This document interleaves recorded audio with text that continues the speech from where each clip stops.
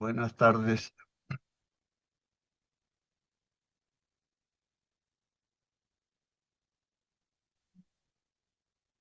Eh, ya se puede observar.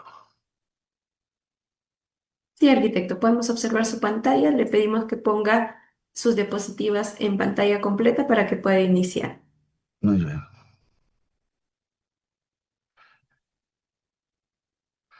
Bien. Listo. eh, este trabajo de investigación lo he realizado quien habla con coautora la bachiller arquitecta María Capaquillachi. Se ha borrado acá. Es- Bien. ¿De dónde surge esta idea de evaluar la contemporaneidad de una arquitectura acá en el Valle del Mantaro? Surge que en los recorridos que he hecho por diversas ciudades del mundo, y en Francia especialmente, de las 17 obras reconocidas como Patrimonio de la Humanidad de Le Corbusier, tuve la oportunidad de visitar 4 de ellas, en México, la de Barragán y muchas otras, que me llamó la atención preguntarme si en Sudamérica había estos reconocimientos ya hay en Brasil, en Colombia, en Venezuela, México, etcétera, etcétera. Y decía, y en el Perú, ¿por qué no se da esta situación? Bueno, este, sucede de que muy pocos, eh, no sé si arquitectos teóricos o evaluadores, revisores, como se los pueda llamar, se toman ese afán de poner en valor las obras contemporáneas de autores, posiblemente como Seoane u otros, que han aportado a la arquitectura peruana y no se les ha podido reconocer como una obra valiosa de Latinoamérica, posiblemente como periferia del mundo y Lima como periferia de Latinoamérica y Huancayo en nuestro caso como periferia de Lima. Eso como un pequeño marco genérico y luego paso a describir rápidamente mi preocupación acá por Huancayo. En Huancayo ha sucedido un fenómeno muy especial, que ha habido una transposición espacial histórica eh, radical.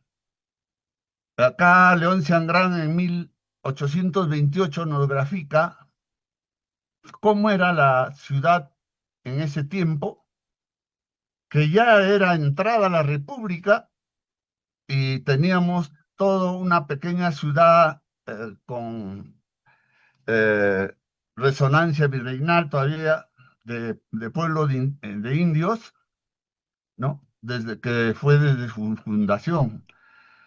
Toda esta historia se demolió en su totalidad, quedando solamente la traza urbana, que algunos historiadores lo tratan de relevar, pero ya el patrimonio monumental no queda absolutamente nada casi del tema virreinal. Luego vino la República, ¿no?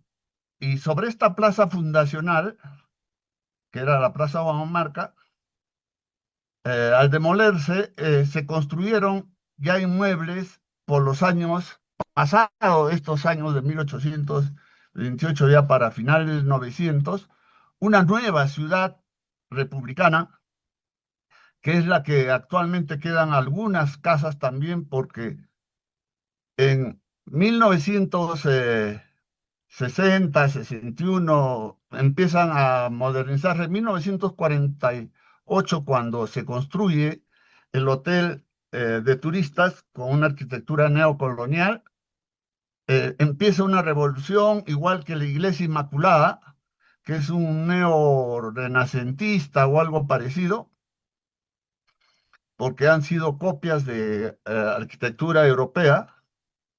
También tuve la suerte de ver ese proceso porque yo vivía a 2 cuadras de la Iglesia Inmaculada y todas esas vivencias me han llevado a escrutar este fenómeno y el partido aprista saca la ley 14.700 para modernizar la ciudad y es en ese marco que plantea el concurso de proyecto de centro cívico de Huancayo.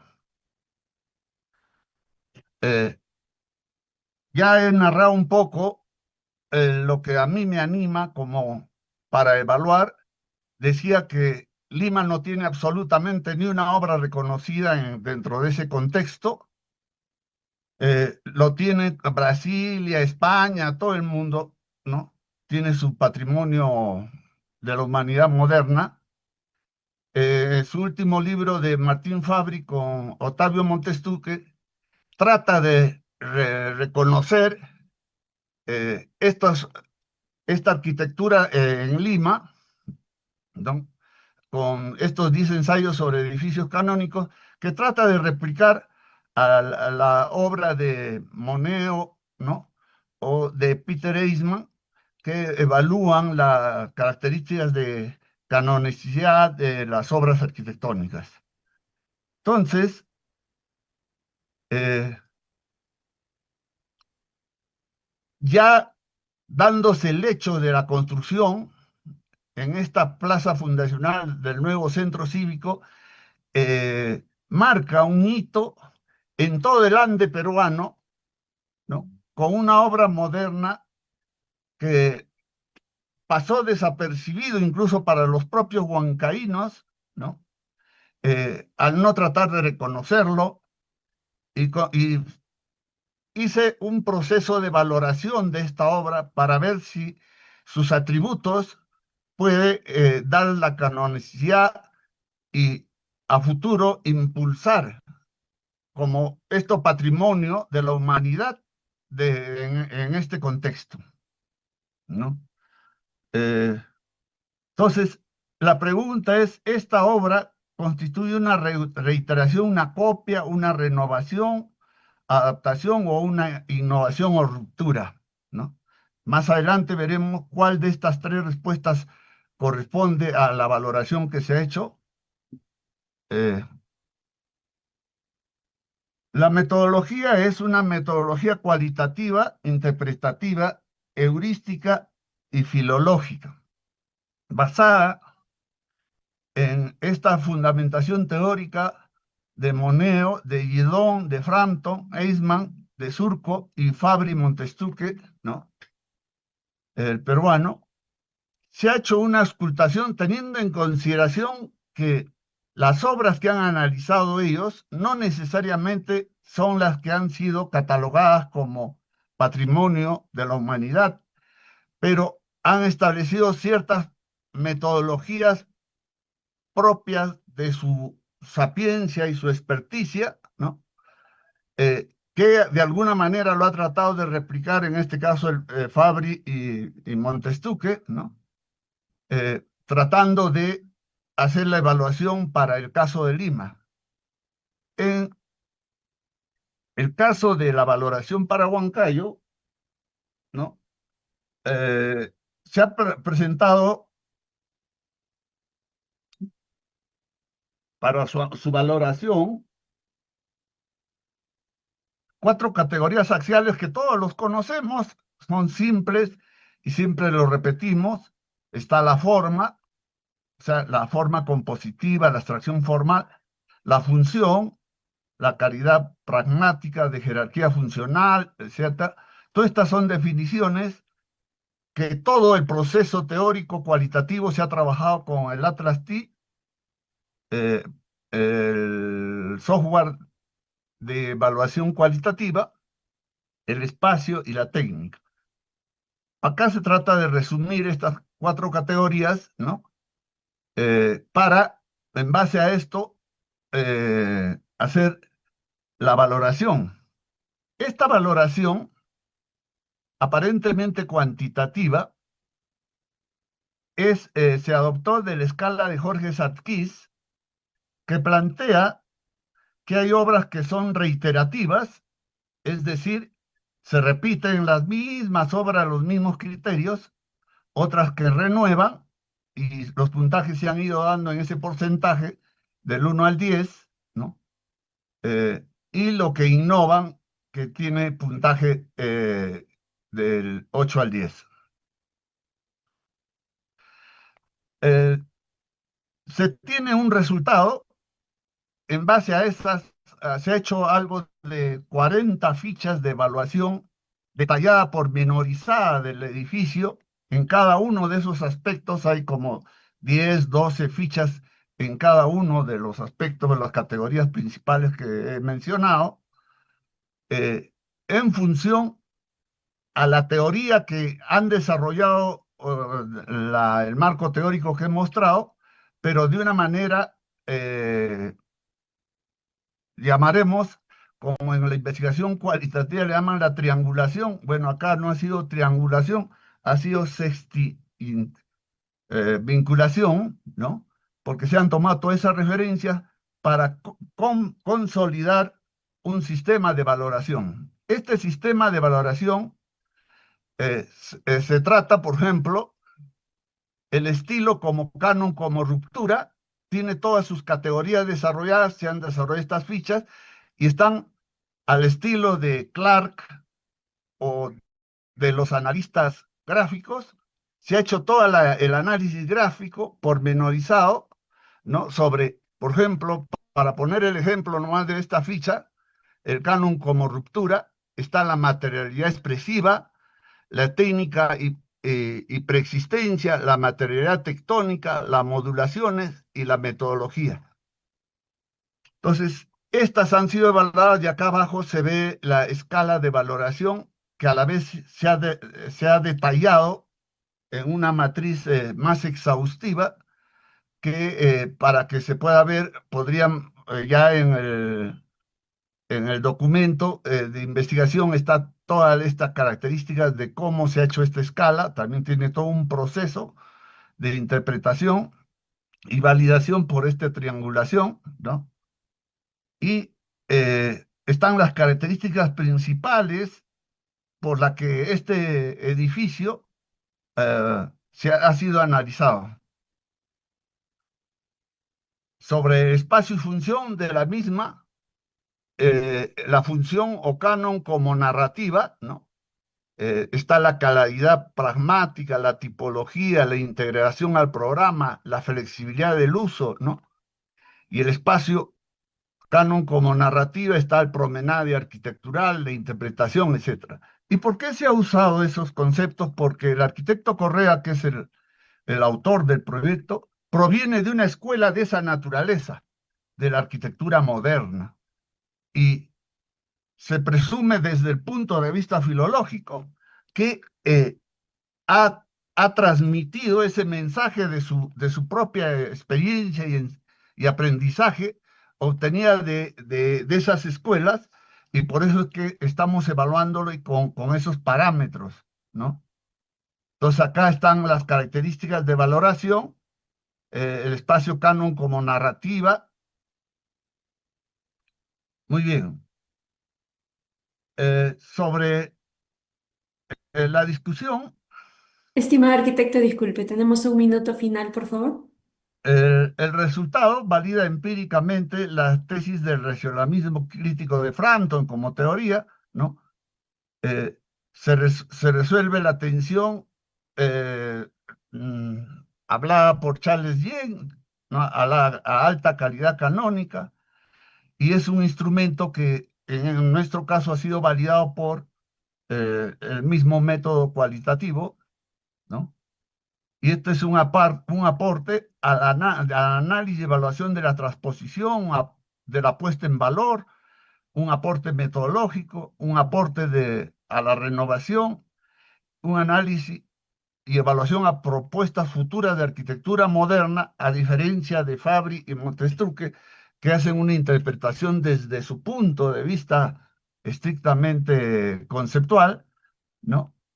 Se trata de acá de encontrarle todas estas características que posiblemente también lo hagan cuando se declare estas obras como patrimonio de la humanidad. Y bueno, acá lo que queda más adelante es plantear desde la periferia, de repente, el primer reconocimiento mundial de una arquitectura moderna acá en el Valle del Mantaro. Gracias.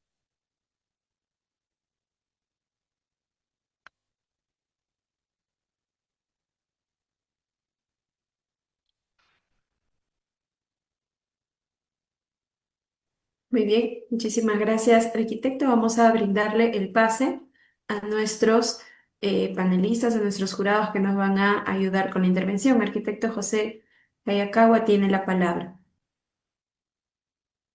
Muchas gracias. Muchas gracias y felicitación al arquitecto Martínez por la aproximación que nos plantea. Ahora, es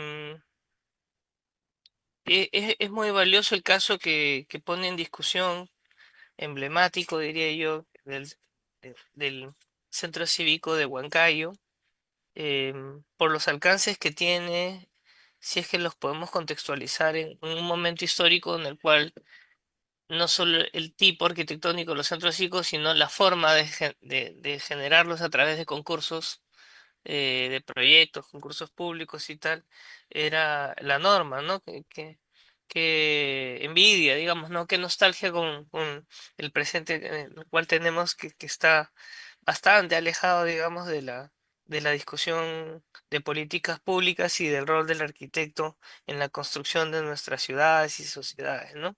Por eso es que creo que es muy relevante el caso que propone. Pero precisamente por eso creo que a la hora de la aplicación del método, que es esencialmente cualitativo, centrado mucho en la aplicación del software de la TCI, en base a las categorías que va planteando, eh, ameritaba un esfuerzo mayor del que por lo menos ha sido presentado en contextualizar dos cosas que me parece que son fundamentales, ¿no? Primero, la aplicación de este procedimiento, este proceder en base a los concursos públicos, ¿no? Y el momento, el momentum, digamos, del ejercicio profesional, del tránsito de la sociedad de arquitectos al colegio de arquitectos y este tipo de centros cívicos que va apareciendo de manera diferente en su resolución y alcance en diversas ciudades y regiones del país, ¿no? Es el caso del Centro Cívico de Lima, es bastante distinto al que finalmente se implementa en Huancayo,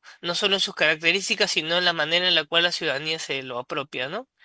Y el fallido concurso de Centro Cívico de Trujillo, que más bien tenía un esquema totalmente distinto, en ese caso creo que Manuel Ángel Ganosa, me parece que era el cerebro, digamos, de la propuesta, donde más bien lo que hace es dispersar el centro cívico en el centro histórico, digamos, ¿no? Y entender que el centro histórico era el centro cívico, plantea una manera también muy, muy diferente.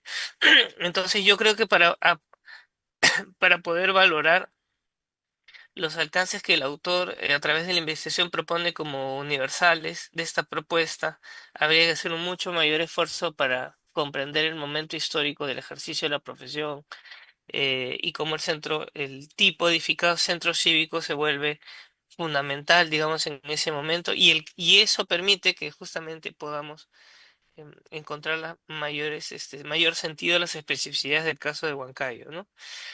Em, Ahora, es muy importante el caso del método filológico cuando el autor propone la relación con el proyectista, el arquitecto Correa, y la formación que plantea, porque creo yo que en el estudio que propone, donde hay una serie de autores canónicos, hablando de arquitectura canónica, ¿no? De arquitectos canónicos que van planteando los últimos 70 años, digamos, ¿no?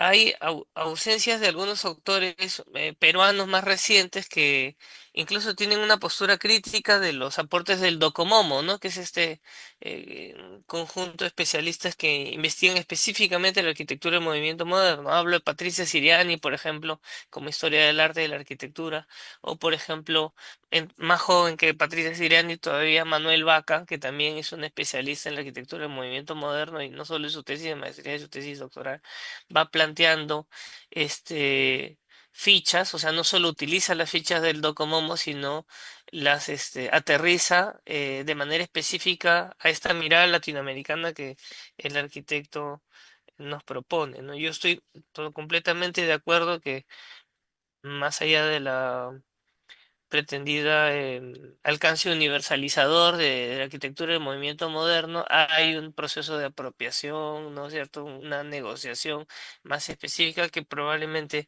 ayude a entender por qué el Centro Cívico de Huancayo es probablemente de la dimensión social el más exitoso de todos los que finalmente se hicieron en ese momento en nuestro país, ¿no?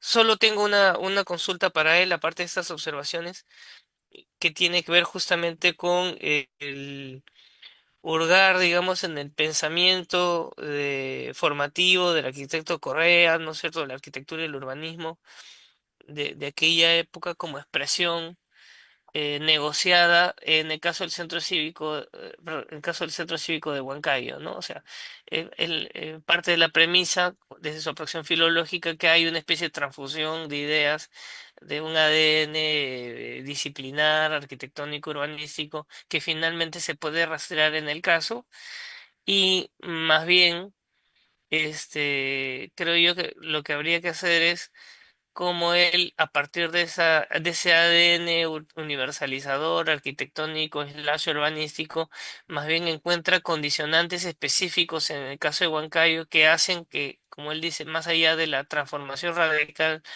en lo físico hay un uso social y un espacio simbólico que más bien ha permanecido más allá de estas otras formas y que le dan esa vitalidad que podemos identificar hasta la actualidad, ¿no? Entonces quería que pueda desarrollar un poco más ese aspecto vinculado a la aproximación del autor y la negociación con la especificidad huancaína, ¿no? Y además específicamente de la Plaza Huamamarca.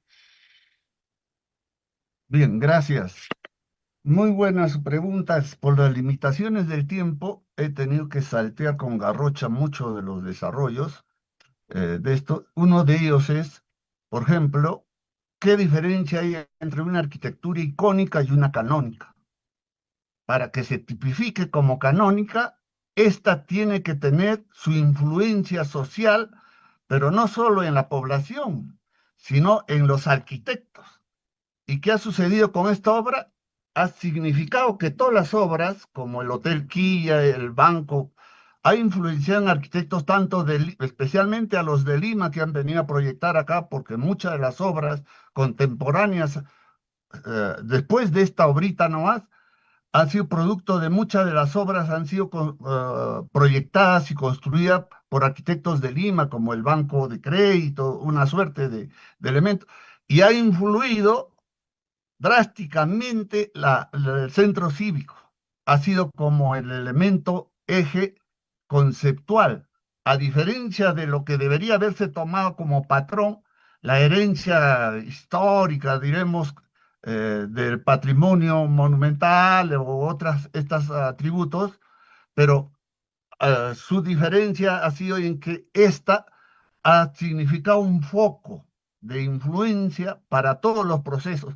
Y esta ha sido trabado ahora último a raíz de que en el año del 2010 sacan la nueva reglamentación de patrimonio monumental, ¿no? Cuando ya se dio todo una eclosión, un fenómeno, y se genera una regresión. Ahora estamos en un proceso de regresión, ¿no? Por por esta famosa reglamentación, que si bien es cierto, tiene sus atributos, trata de salvar lo poco que ya queda, ¿no? Eh, Como indicaba, ya prácticamente también el patrimonio republicano fue demolido casi en su totalidad y ha sido construido un nuevo republicano a partir de los 920, ¿no? Siendo 100 años de república, ha sido reconstruida otra vez la ciudad por segunda vez, ¿no? Y estamos ahora en una cuarta ola que para eso, para mí es importante y relevante, hasta cierto punto, poner en valor esta obra que es de los años 60, ¿no? Cuando en Huancayo no se respiraba ningún aire de este tipo de arquitectura. Teníamos el neocolonial y algunas otras obritas, como decía, el neo-renacentismo u otras cosas parecidas que con esta transposición se cambió las características de las propuestas urbanas. Bueno, y algunas otras que seguramente se podría ampliar, ¿no? Sobre la metodología y sobre estos detalles. Eh, Podemos hablar de muchos arquitectos de Lima que, como el del Grupo Espacio, estas cosas que trajeron por esos años, si es que queremos contextualizar y hasta esa dimensión, ¿no?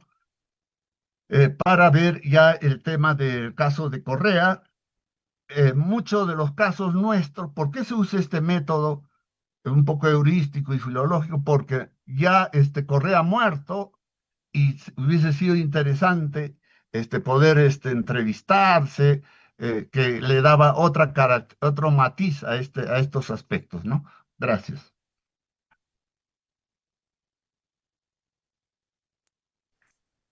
Bueno, muy buenas tardes, arquitecto. Eh, yo tendría muchas cosas que decir porque el tema me interesa mucho, pero partiría de una frase que he estado escribiendo aquí, que los números brillan más que la interpretación.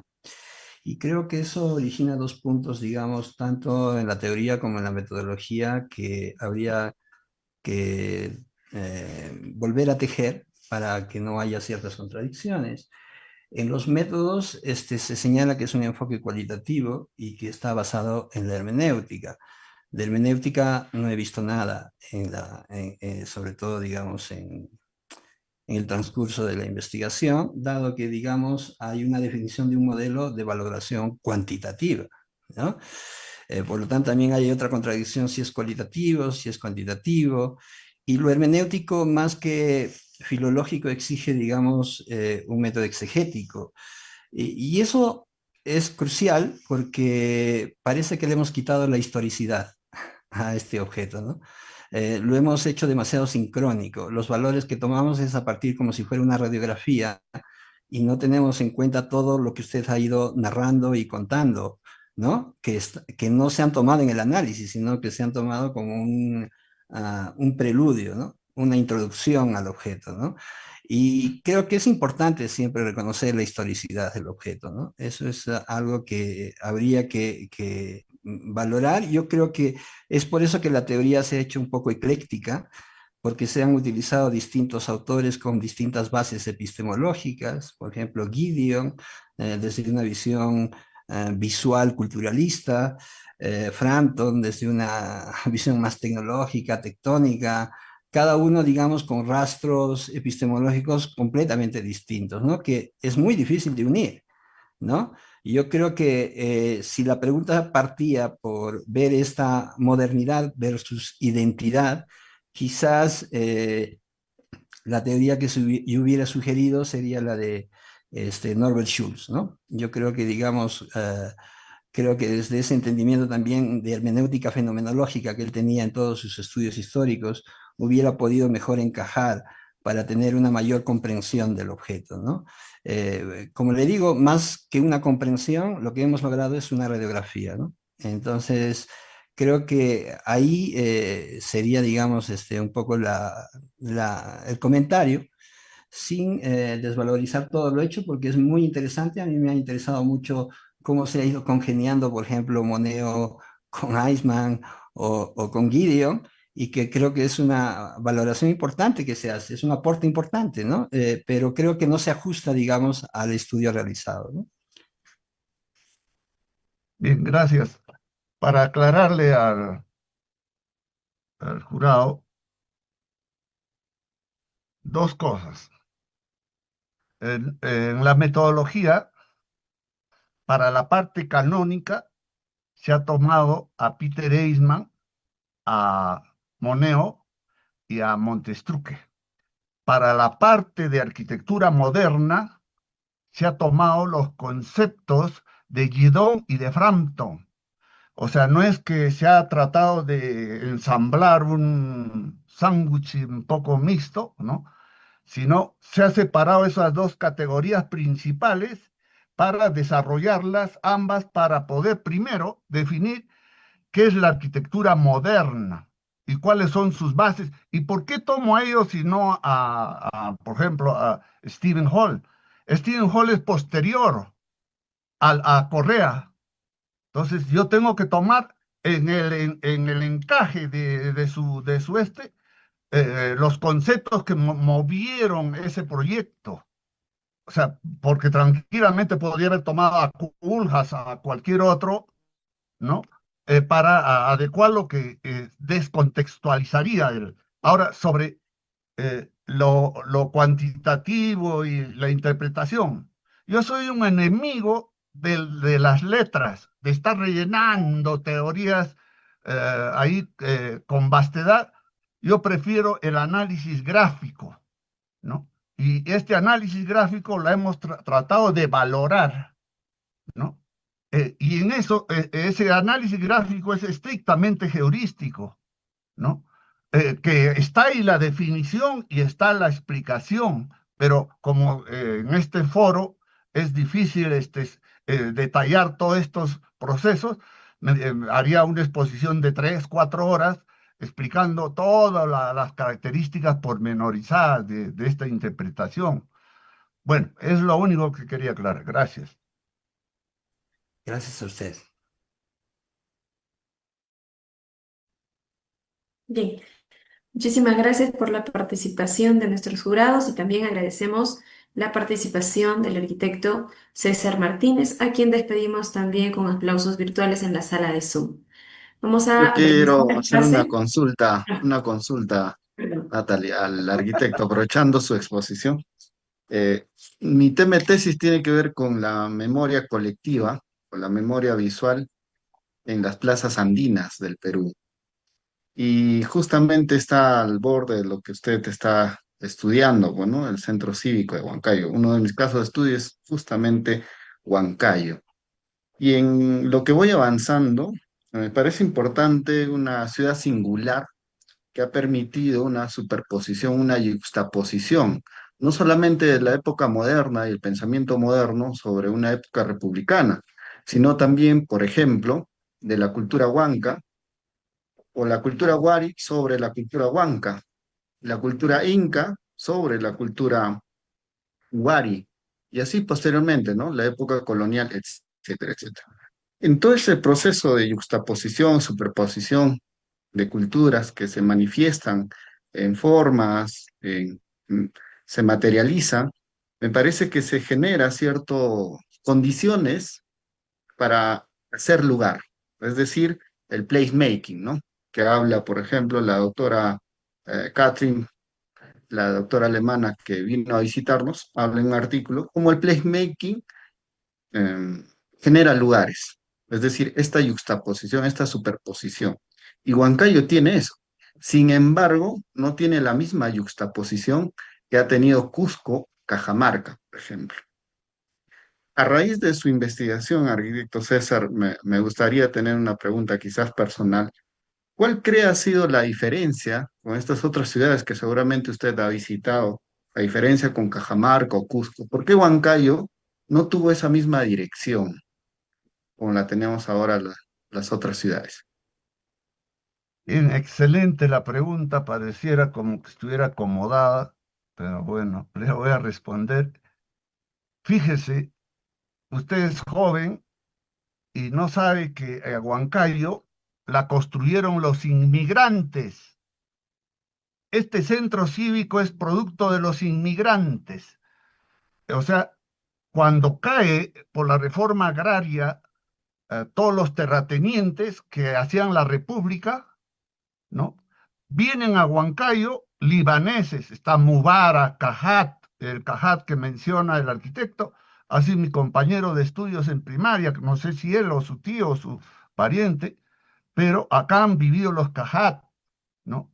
Han estado eh, el antiguo periodo de los Giraldes, de los Calixto, de todos ellos que eran hacendados, cae en desuso y vienen todos los migrantes. Ellos son los que construyen la nueva ciudad. Y se van los migrantes, ahora último, ¿no? Y retoma la gente común, los nuevos, el rey de la papa, del maíz, de la habas, ¿no? Retoman el control económico, ¿no? Y ya se hace un híbrido, ya se aleja de la arquitectura que los otros preconizaban, porque ellos no iban a tomar a un arquitecto de Huancayo, tomaban a un arquitecto de Lima, ¿no? Porque querían que su edificio sea mucho más moderno de lo que se presumía acá que los estudiantes de arquitectura no lo habían logrado hacer. Entonces, incluso hasta estos tiempos, muchos de los que tienen recursos económicos contratan arquitectos de Lima. Entonces, la memoria colectiva, hay un problema de la memoria colectiva en Huancayo porque ese grupo de los Salas, de los ex hacendados, ¿no? Todos han migrado a Lima, ¿no?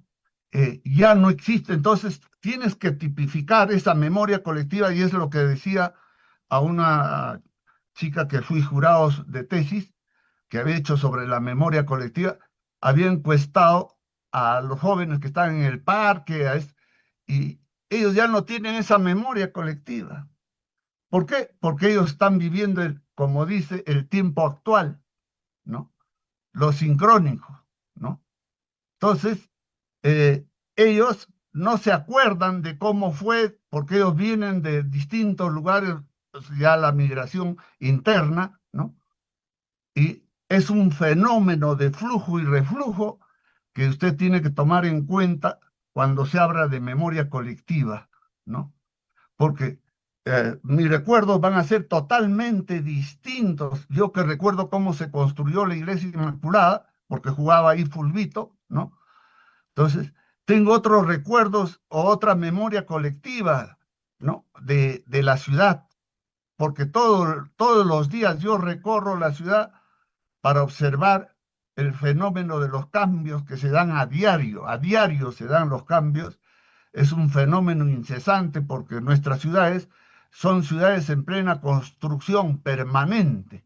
Nunca no hemos tenido una ciudad construida e instalada, ¿no? Sino que estas siguen en su proceso de renovación con todos los conceptos que nosotros le podemos añadir, ¿no? Esa sería mi respuesta. Posiblemente haya más respuestas, pero no quiero agrandar más.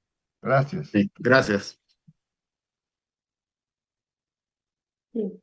Ahora sí, muchísimas gracias y agradecemos una vez más al arquitecto César Martínez por su intervención.